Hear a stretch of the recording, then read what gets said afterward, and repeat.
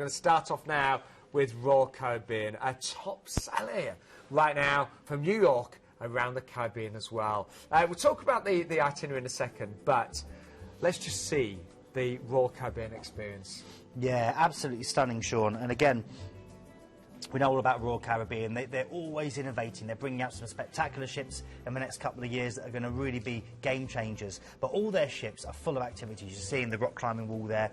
There's so much to see and do. And this particular ship, launched in 2000, it's 137,000 tonnes, so it's quite a big ship, 3,000 passengers, and it's the second of 5 in the revolutionary Voyager class series. And again, you've got here the wonderful ice rink where they have the shows, the Royal Promenade here where you have the street parties that you're seeing there. And that, you know, Captain's Night's really special down there, isn't it? Absolutely incredible. They've got a wedding chapel on board, florists, full basketball court, miniature golf. You know, you've got inline skating track as well.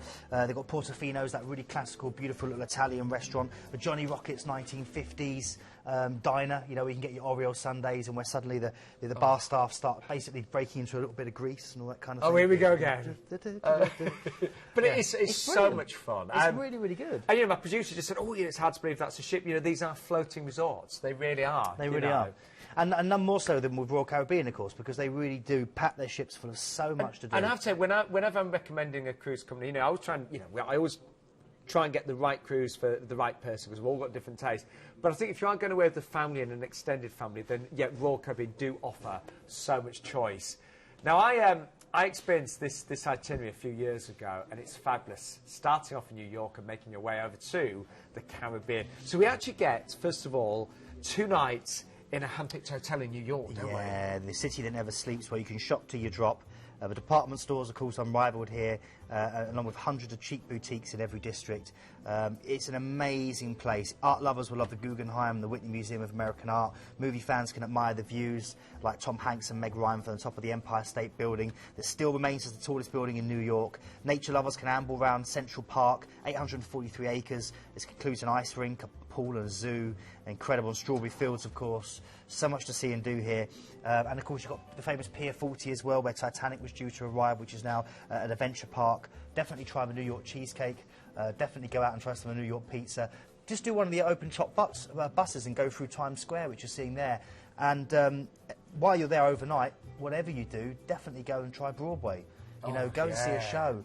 If you go through to the Visitor Centre in Times Square, you can book your tickets there. And if you get, you know, if you do get yourself organised, you know, you can do so much in those 2 nights. That's what I did. I saw, you know, all of the big hitters. I did, and squeezed in the show as well. And the great thing about sailing out of there, Sean, is just that you're going to sail past the Statue of Liberty. So don't worry if you don't have time to go over to Ellis Island itself.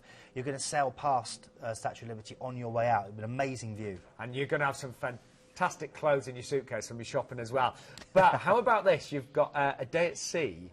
And we're making our way over to Bermuda, aren't we? Yeah, I love Bermuda. Pink sand, multicoloured houses, eye-squintingly blue seas. You're going to dock at the colourful King's Wharf, where you can explore the shops and museums of the Royal Naval Dockyard, and then head into the island's capital, Hamilton, where the traffic's being directed by constables wearing Bermuda shorts. It's fantastic. You'd love it. Hamilton, of course, has its own unique style. It's full of historic buildings, parks and gardens, alongside this wonderful natural harbour. The island's got loads of golf courses. It's brilliant for its golf, in fact.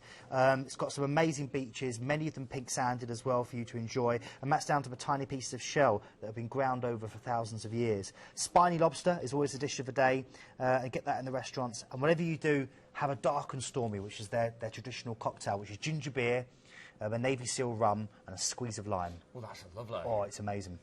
Now, a day at sea, and again, just enjoy, you know, that gorgeous ship, the great weather you could be experiencing, because we're making our way over to St. Martin. Yeah, ruled by 2 different countries, of course, the French and the Dutch.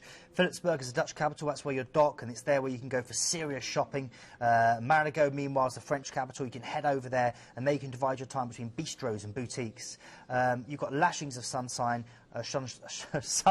even. Hire a car, head all the way around, find your own deserted beach, give your credit card a workout in for St. Philipsburg. Hire a rhino rider, which is one of these little motor boats, and go around and explore the coast.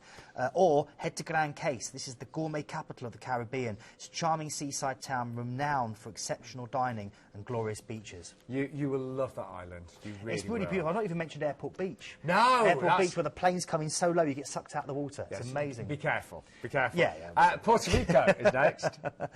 San Juan in Puerto Rico, it's the oldest city under the American flag. It vibrates to this lively salsa beat. It's a wonderful natural setting, verdant peaks, tropical forests, gleaming white sand beaches. It's a great mix of cultures, the Spanish heritage overlaid with the fact that it's America's only Commonwealth. You can wander around Old San Juan, the 465-year-old neighbourhood. It's really charming. The streets are paved with blue cobblestones. And, of course, go and do some rum tasting in Casa Bacardi. Or trek through the El Yunque National Rainforest in search of the island's rare tree frog. The what? The tree frog. I think it's a tree troll. It's the world's smallest frog. It's tiny. Really? Yeah, it's brilliant. And then Labadee. Labadee, yeah, this is great. This is a private paradise off the north coast of Hispaniola, and it's presided over by mountains, green and lush with exotic vegetation, surrounded by several sandy beaches. And this is your chance, basically, to kick back, lie in a hammock, do a zip line, you know, whatever you want to do, parasailing. It all happens here, but it's your own paradise. And then a couple of final days at sea, and then, of course, disembarking in New York. So I think that's well, no, I've done a very similar itinerary myself, and it is fantastic, that one. The lead date is the 21st of October. New York would be lovely in October, just looking at Central Park with all the leaves and everything. Really great. And, of course, the free upgrade from an outside to a balcony on this lead date as well, which is really, really great. So you're getting a balcony on this lead date if you do go on that 21st of October, which is an amazing chance to see all these things. You know, flying fish in the Caribbean, when you're sailing along, you see them a lot. Whales and dolphins, the marine life is really, really stunning. So if you can go on the 21st of October, as Keith said, if you book an ocean view, you'll get an upgrade to a balcony only on that date, though. But the other dates are still very, very well priced on this one. Talking of which, here's a quick reminder of the extra dates and the prices that are available. So we've got dates right the way through from the 22nd of April, the 6th and 20th of May, the 3rd of June, 23rd of September and the 7th and the 21st of October.